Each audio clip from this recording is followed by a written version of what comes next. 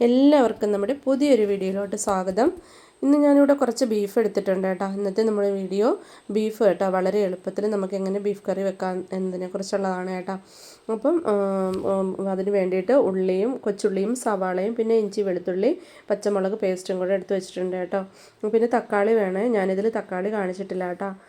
അപ്പോൾ ഇത്രയും ബീഫ് ഞാൻ എടുക്കുന്നില്ല, കുറച്ച് മാത്രം മതി കേട്ടോ ഇവിടെ ബീഫ് കറിയായിട്ട്. അപ്പോൾ ഞാൻ കുറച്ച് തന്നെ എടുക്കുന്നുള്ളേ. അപ്പോൾ അതിന് ആവശ്യത്തിനായിട്ടുള്ള ബീഫ് എടുത്ത് ഒരു കുക്കറിലോട്ട് ഇട്ടിട്ടുണ്ട്.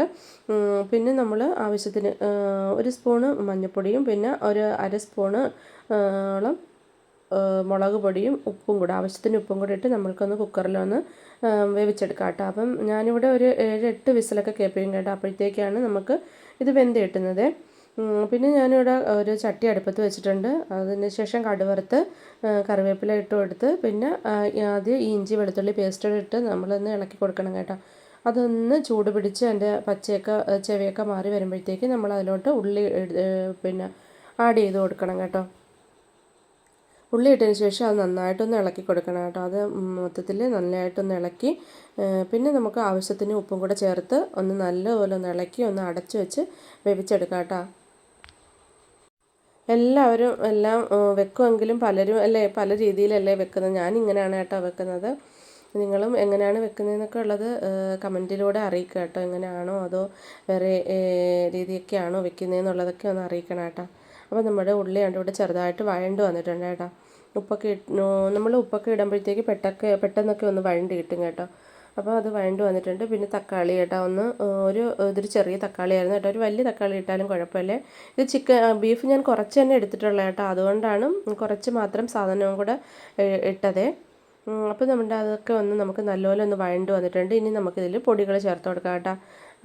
പിന്നെ ഒരു അര സ്പൂണ് അതിൽ ചേർത്തിട്ടുണ്ടായിരുന്നു. അതുപോലെ ഇതിലും ഒരു അര സ്പൂണ് മുളക് പൊടി ചേർത്തിട്ടുണ്ട്. പിന്നെ അതുപോലെ ഒരു സ്പൂണ് മല്ലിപ്പൊടി, പിന്നെ ഒരു കുറച്ച് മഞ്ഞൾപ്പൊടി കേട്ടോ. മറ്റേതിൽ വേവിച്ചപ്പോൾ നമ്മൾ ഒരു സ്പൂൺ ഇട്ടിട്ടുണ്ടായിരുന്നു കേട്ടോ. ചെറിയ സ്പൂണാണ്, എന്നാലും ഒരു സ്പൂൺ ഇട്ടിട്ടുണ്ടായിരുന്നു. അതുകൊണ്ട് ഇവിടെ ഒരു 1/4 സ്പൂണ് മഞ്ഞൾപ്പൊടിയും കൂടി ഇട്ടിട്ടുണ്ട് കേട്ടോ. മഞ്ഞൾപ്പൊടി ഇട്ട് പിന്നെ കുരുമുളക് പൊടി ഒരു അര സ്പൂൺ കേട്ടോ. കുരുമുളക് പൊടിയും കൂടി ഇട്ട് നല്ലതായിട്ടൊന്ന് ഇളക്കി എടുക്കണം കേട്ടോ. അപ്പോൾ ഇപ്പോഴും വേണമെങ്കിൽ കറിവേപ്പിലയും കൂടി ഇട്ട് കൊടുക്കാം കേട്ടോ. ഞാൻ ഇടയ്ക്കിടയ്ക്ക് ചിലപ്പോൾ കറിവേപ്പില ഒരുപാട് ഉണ്ടെങ്കിൽ ഇടയ്ക്കിടയ്ക്ക് ഞാൻ അങ്ങ് ഇട്ട് കൊടുക്കും കേട്ടോ. അപ്പം ഇത് എല്ലാം കൂടി നമുക്കൊന്ന് നല്ലപോലെ ഒന്ന് വഴറ്റി എടുക്കാം. പൊടികളെല്ലാം ആ ഉള്ളിയിൽ നല്ലതായിട്ടൊന്ന് പിടിച്ചു വരട്ടെ കേട്ടോ. അതുപോലെ നല്ലതായിട്ടൊന്ന് ഇളക്കി എടുക്കണം കേട്ടോ. ചട്ടി ആയതുകൊണ്ട് തന്നെ ചിലപ്പം ഒന്ന് അടി പിടിക്കാനുള്ള ചാൻസ് ഉണ്ട് തീ കൂടി ഇരുന്നാൽ. അപ്പോൾ നമ്മൾ തീ കുറച്ച് വെച്ച് ഇളക്കി കൊടുക്കണം കേട്ടോ.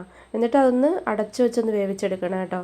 അതിനുശേഷം നമ്മൾ അതിനകത്തോട്ട് ആ വേവിച്ച് വെച്ചേക്കുന്ന ബീഫ് അതിലോട്ട് ഇട്ട് കൊടുക്കണേ. എന്നിട്ട് അതും കൂടി നല്ലതായിട്ടൊന്ന് ഇളക്കി മൊത്തത്തിലൊന്ന് ഇളക്കി. അപ്പം നമ്മളൊന്ന് നോക്കണം ഉപ്പൊക്കെ ആവശ്യത്തിന് കൂടെ ഒന്ന് നോക്കിക്കോണം കേട്ടോ.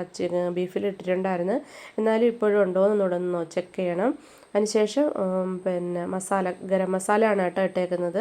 അപ്പം ഗരം മസാലയും കൂടെ ഇട്ട് പിന്നെ ശകലം ഉലുവാപ്പൊടിയും കൂടി ഇടണം കേട്ടോ. ഉലുവാപ്പൊടിയും കൂടി ഇട്ട് നല്ലതായിട്ടൊന്ന് ഇളക്കി അതിനുശേഷം ആവശ്യത്തിന് നമ്മൾ വെള്ളവും കൂടെ ഒഴിച്ചു കൊടുക്കണം കേട്ടോ. ആവശ്യത്തിന് വെള്ളവും കൂടെ ഒഴിച്ച് അടച്ചു വെച്ച് നമുക്ക് വേവിച്ചെടുക്കാവേ.